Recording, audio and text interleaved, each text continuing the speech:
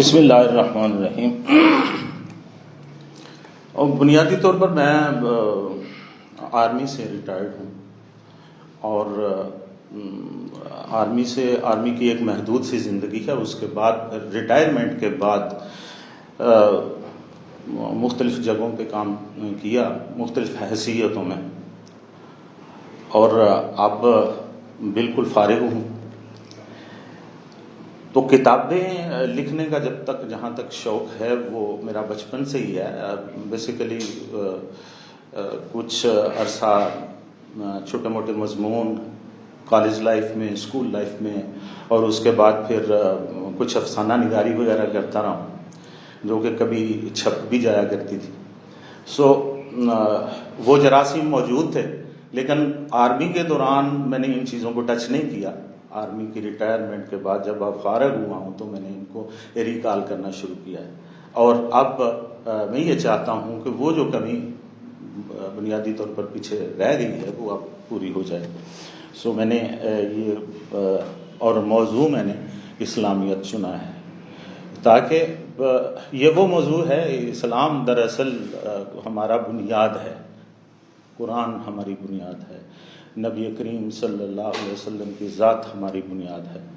تو میں یہ چاہتا ہوں کہ اس کی اگنورنس ہمیں ہو، اور ہم خود بھی جانیں اور لوگوں کو بھی بتائیں کہ اسلام دراصل ہے کیا، اللہ کیا چاہتا ہے، اللہ کا رسول کیا چاہتا ہے، اور اس نے یہ جو اپنے پیغمبر بھیجے ہیں، اور خاص طور سے نبی کریم صلی اللہ علیہ وسلم ان کو جو پیغام دے کر بھیجا ہے وہ ہم تک پہنچا ہے، اور آگے ہم نے پہنچانا ہے، کیونکہ آج کوئی نبی موجود نہیں ہے۔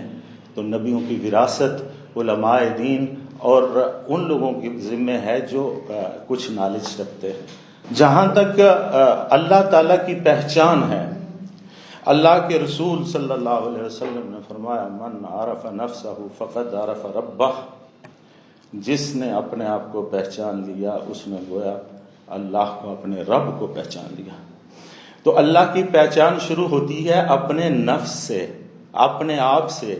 جب اپنے آپ کو پہچان لیں گے بحیثیت انسان میں کیا ہوں، میرا تخلیق کیے جانے کا مقصد کیا ہے، اللہ نے مجھے پیدا کیا ہے بحیثیت انسان، تو کیوں پیدا کیا ہے؟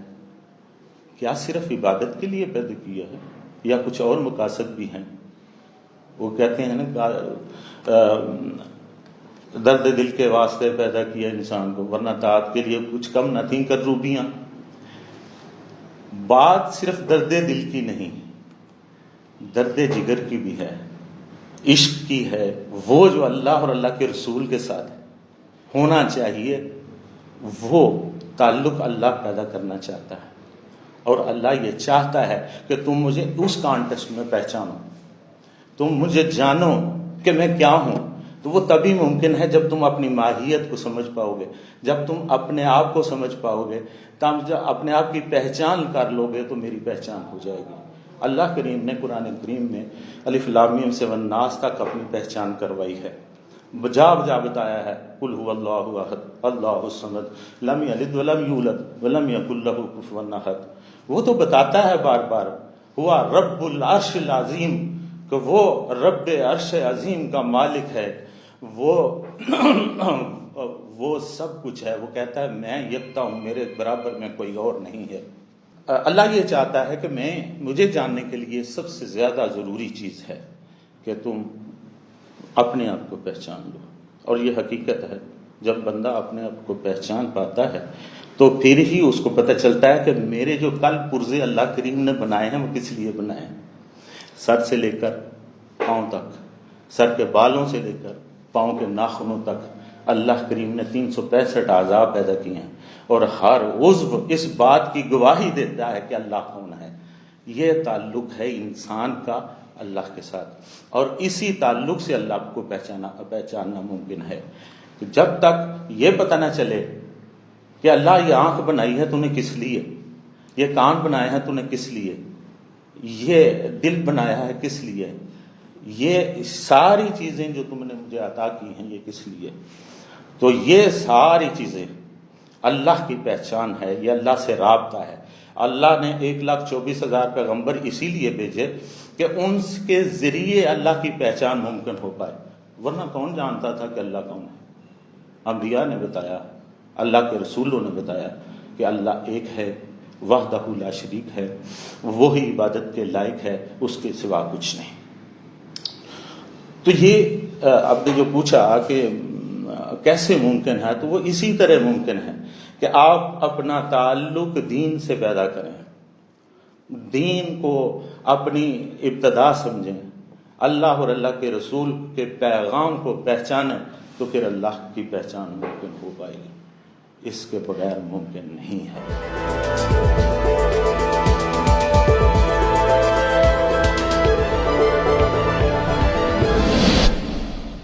دراصل یہ کتاب، جیسا کہ آپ نے بھی یہ کہا کہ جنت اور دوزخ کے پس منظر میں ہے۔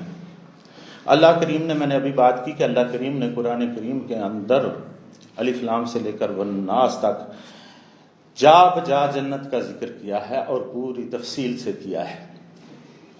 ان کے وہاں پہ موجود رہائش گاہیں، وہاں پہ موجود باغات کی پوری تفصیلات بیان فرمائی ہیں۔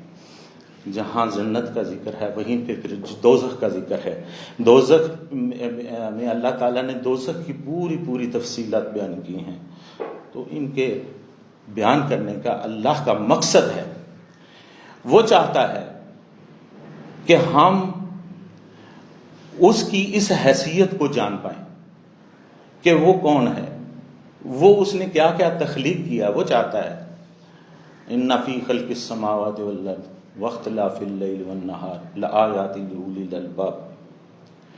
اللہ تعالیٰ فرماتا ہے کہ میری تخلیق، آسمان اور زمین کی تخلیق میں اور دن کے رات اور رات کے دن پیدا ہونے میں، اس کے تبدیل ہونے میں میری نشانیاں ہیں۔ لآیات لأولی الالباب، ان لوگوں کے لیے جو صاحب فہم و فراست ہیں۔ اولی الالباب ہوتے ہیں صاحب فہم و فراست۔ تو جو اب پوچھا یہ جائے کہ صاحب فہم و فراست کون ہے، تو اللہ فرماتا ہے الذین یذکرون اللہ قیاما وقعودا وعلی جنوبہم ویتفکرون فی خلق السماوات والارض۔ وہ دو کام کرتے ہیں، پہلا یہ کہ اللہ کا ذکر کرتے ہیں رات اور دن، بیٹھے کھڑے، سوتے جاگتے، لیٹے اٹھتے، اللہ کا ذکر کرتے ہیں۔ اور اللہ کے ذکر میں شامل اللہ کی نماز بھی ہے، اللہ کے ذکر میں شامل اس کا قرآن بھی ہے، اللہ کے ذکر میں شامل اس کی ذکر ہے، اللہ کرنا بھی ہے۔ لیکن دوسرا کام وہ جو ضروری کرتے ہیں وہ یہ ہے کہ وہ تفکر فی خلق السماوات والارض کرتے ہیں۔ اللہ کہتا ہے وہ اپنی جگہ پہ، عبادت اپنی جگہ پہ، ذکر اذکار اپنی جگہ پہ۔ دوسرا کام جو وہ ضروری کرتے ہیں وہ میری تخلیق کے اندر فکر، سوچ بچار کرتے ہیں۔ اب وہ سوچ بچار کیا ہے؟ اللہ تو نے یہ زمین پیدا کی، آسمان پیدا کیا، آسمان پہ ستارے پیدا کیے، چاند پیدا کیا، سورج پیدا کیا، یہ سارا کچھ تو نے پیدا کیا، کیا اس کے علاوہ بھی تو نے پیدا کیا؟ سائنسدانوں کی تحقیق کے مطابق یہ زمین، ہماری یہ زمین ایک صحرا کے اندر، بہت بڑا صحرا ہو، اس کے اندر جتنے ذرے ہوتے ہیں ان کے ایک ذرے کے برابر یہ زمین ہے، کرۂ ارض ہے۔ اب جانیے کہ اللہ کی تخلیق اس کے علاوہ کیا کیا ہے۔ وہ بتانا چاہتا ہے، وہ بتانا چاہتا ہے کہ میں نے اس کے علاوہ بھی، یہ تو تمہارے سامنے ہے، یہ عالم شہادت ہے، یہ وہ ہے جو تم دیکھ رہے ہو، جس کی تم گواہی دے سکتے ہو، اس کے علاوہ میں نے بہت کچھ پیدا کیا ہے۔ اور وہ جانو تاکہ تمہیں میری ماہیت کا پتہ چلے، میری عظمت کا پتہ چلے، میری کبریائی کا پتہ چلے کہ میں کتنا بڑا ہوں۔ جتنا جتنا تم جانتے جاؤ گے اتنا اتنا تم میری حمد اور ستائش کرنے کے قابل ہوگے، تبھی تمہارے منہ سے نکلے گا الحمدللہ رب العالمین۔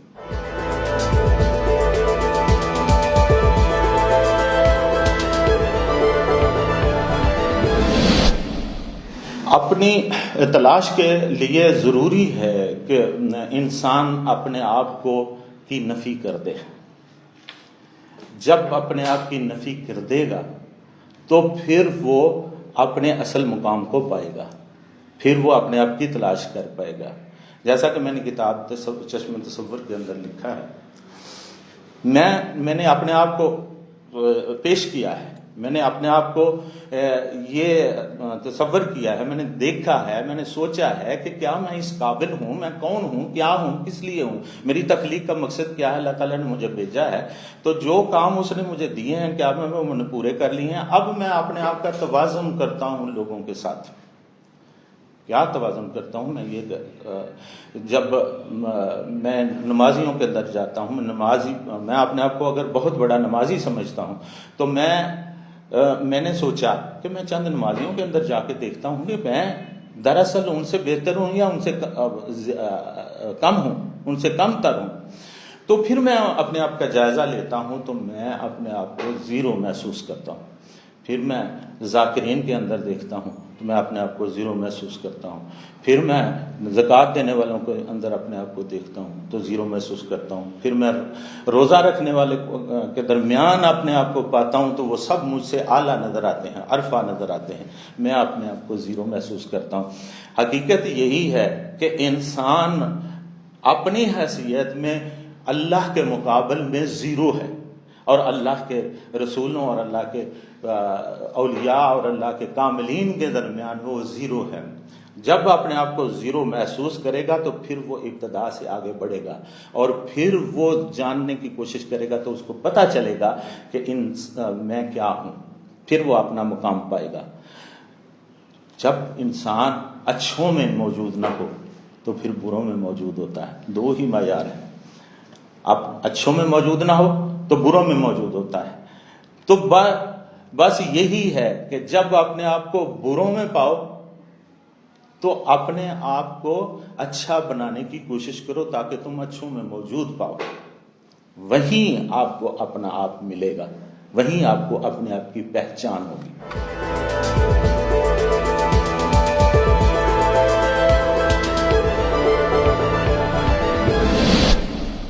جی ہاں، دراصل بات یہ ہے کہ آج کی جتنی سائنس ہے وہ ہمارے قرآن مجید کی مرہون منت ہے، اللہ کے پیغام کی مرہون منت ہے، نبی کریم صلی اللہ علیہ وسلم کے علم کی ابتدا ہے۔ سائنس کے علوم ہمارے دین سے نکلتے ہیں۔ قرآن کریم میں جتنا بھی اس کو پڑھیں، کھنگال لیں تو آپ کو جا بجا سائنس نظر آئے گی۔ مثال کے طور پہ اللہ تعالیٰ نے اس کائناتوں کے مارز وجود میں آنے کا ذکر کیا ہے قرآن کے اندر، فَكَانَتَا رَتْقًا فَفَتَقْنَاهُمَا، کہتا ہے اللہ تعالیٰ فرماتا ہے کہ یہ ابتدا میں صرف ایک ذرہ تھا، کچھ نہیں تھا، کسی طرف کچھ نہیں تھا، صرف ایک ذرہ تھا، فَفَتَقْنَاهُمَا، ہم نے اس کو پھاڑا، ہم نے اس کو ضرب دی، پھاڑا، اور وہ مختلف ذروں میں تبدیل ہو گیا۔ اور وہ ذرے سائنس کہتی ہے، سائنس نے تحقیق کی تو اس کو سائنس نے بگ بینگ کا نام دیا، کہ ایک دھماکہ ہوا تھا، وہ ذرہ پھٹنے سے ایک دھماکہ ہوا تھا، اور وہ دھماکے کی آواز بہت عرصہ تک، کچھ عرصہ پہلے تک سائنسدانوں نے سنی، اور انہوں نے کہا کہ یہ ایک دھماکہ ہوا تھا جس کو بگ بینگ کہتے ہیں۔ اس دھماکے کے نتیجے میں کائناتیں وجود میں آئیں، اور وہ ذرے آہستہ آہستہ ایک دوسرے سے بڑھتے چلے گئے اور ایک دوسرے سے ہٹتے چلے گئے، اور آج تک بڑھ رہے ہیں اور بڑھتے رہیں گے قیامت تک۔ قرآن کہتا ہے کہ وہ اب قرآن کی بات ہے کہ وہ یہ سمجھانا چاہ رہا ہے کہ بھئی دیکھو کائنات میں نے کیسے بنائی۔ سائنسدان نے سوچا کہ ہم بھی دیکھتے ہیں کہ یہ اس کے پس منظر میں ہے کیا، تو سائنس نے یہ دیکھا اور محسوس کیا کہ وہ جو ایک ذرہ پھٹا تھا وہ آج تک بڑھ رہا ہے اور بڑھتا رہے گا۔ کتنی سپیڈ سے؟ اگر وہ اس کی سپیڈ 1,86,000 میل فی سیکنڈ لی جائے اور ایک جہاز ہم کائنات کے ایک سرے سے شروع کر دیں، مشرق سے اس کو اڑانا شروع کر دیں اور اس کی رفتار 1,86,000 میل فی سیکنڈ ہو، تو وہ جب تک کائنات کے دوسرے حصے تک پہنچے گا کائنات اور بڑھ چکی ہوگی۔ یہ سائنسدانوں کا اخذ کردہ نتیجہ ہے۔ یہ اللہ تعالیٰ نے پہلے سے فرما دیا کہ ہم نے بھائی اس طرح اس کائنات کو بنایا ہے، اس کائنات کو یہ اس وجہ سے وجود میں آئی ہے۔ تو آج قرآن کریم کے اندر اس کے علاوہ سائنس بہت ہے، فارمولے ہیں، آپ کے نظام ہضم کے فارمولے ہیں، آپ کے زندگی گزارنے کے فارمولے ہیں۔ اس میں سائنس کے مطابق، سائنس بہت سی جگہوں پہ جب بحر کی بات کی جاتی ہے، کشتیوں کی بات کی جاتی ہے، تو پتہ چلتا ہے کہ وہ کس طرح سائنس محرک ہے اور ان کا ذکر قرآن کرتا ہے۔ تو اسلام اور سائنس ایک دوسرے کے ساتھ باہم ربط رکھتے ہیں، اور سائنس کو اصل میں سمجھنے کے لیے قرآن کو سمجھنا بہت ضروری ہے۔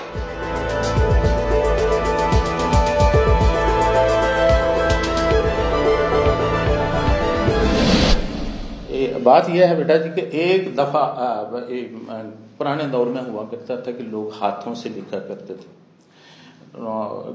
جتنی کتابیں علماء، فضلاء، مفسرین وغیرہ نے، پرانے لوگوں نے لکھی ہیں، میں سوچتا ہوں کہ وہ کس طرح لکھا کرتے تھے۔ اپنی زندگیاں پوری صرف کر دیا کرتے تھے وہ لکھنے میں، اور پھر ان کی پروف ریڈنگ ہوا کرتی تھی، پھر لکھتے تھے، پھر پروف ریڈنگ ہوتی تھی، پھر لکھتے تھے۔ آج کے دور میں بھی ایسا ہے، لیکن تھوڑا سا میڈیا کنورٹ ہو گیا ہے، کمپیوٹر موجود ہے، کمپیوٹر پہ اب وہ جو ہاتھ سے کتابت ہوا کرتی تھی وہ کمپوزنگ نے لے لی۔ تو میں یہ سوچتا ہوں کہ بجائے اس کے کہ میں کسی کے پاس بیٹھ کے اس کو لکھواؤں کہ یہ تم لکھو، پتہ نہیں وہ کس حد تک صحیح لکھے گا یا نہیں لکھے گا، تو میں خود کمپوز کرتا ہوں۔ میں اس لیے کہ میں جو چاہتا ہوں وہ لکھ لیتا ہوں، اور اس میں تصحیح کی جہاں تک ضرورت ہوتی ہے میں خود کر لیتا ہوں۔ مجھے یہ کھپنا نہیں پڑتا کہ میں کس سے کیا لکھواؤں، اپنی مرضی سے کیا لکھواؤں۔ میں خود لکھتا ہوں۔ تو جہاں تک ان کی سیٹنگ کا تعلق ہے، کتابوں کی میں خود کرتا ہوں، ان کو بھی میں اپنے طور پہ سیٹ کرتا ہوں، ڈیزائننگ میں خود کرتا ہوں، ان کی پالشنگ بھی میں خود کرتا ہوں۔ ایک شوق بھی ہے، لیکن میں یہ سمجھتا ہوں کہ میرے وقت کی بچت بھی اسی میں ہے، اور میرا ایک جذبہ ہے جو میں یہ کرنا چاہتا ہوں اپنے ہاتھوں سے، شاید کہ اتر جائے تیرے دل میں میری بات، یہ چاہتا ہوں۔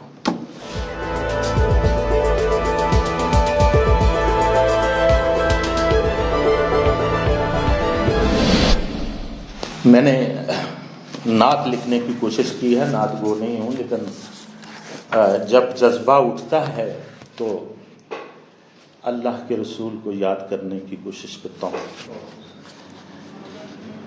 نبی کریم صلی اللہ علیہ وسلم کی تعریف مجھ جیسے بندے کے بس کا روگ نہیں ہے، لیکن تعریف جس نے کی وہ اللہ نے پوری کتاب بھر دی۔ اللہ نے حسن بے مثال کو رکھ دیا حجاب میں، پھر اس بے مثل باکمال کو لکھ دیا کتاب میں، قرآن مجید میں۔ آقائے دو جہاں، وہ والی کون و مکان، وہ ہادی جن و انسان، ہر ایک پہ جو مہربان، آسمانوں پر بھی حکمراں، وہ سفیر لاکھ مکان، وہ ہے صاحب قرآن اور حکیم بے گمان، وہی سراپا روشنی ہے ذوفشاں مہتاب میں، اللہ نے حسن بے مثال کو رکھ دیا حجاب میں۔ وہ جمیل اور حسین، وہ محجبین، وہ نازنین، لقب صادق اور امین، ہر سو ہے جاگزین، محبوب خدا برترین، ہے رحمت للعالمین، وہ اولین وہ آخرین، منبع ایمان و دین، جلوہ گر نور مبین، سورج کی آب و تاب میں، اللہ نے حسن بے مثال کو رکھ دیا حجاب میں۔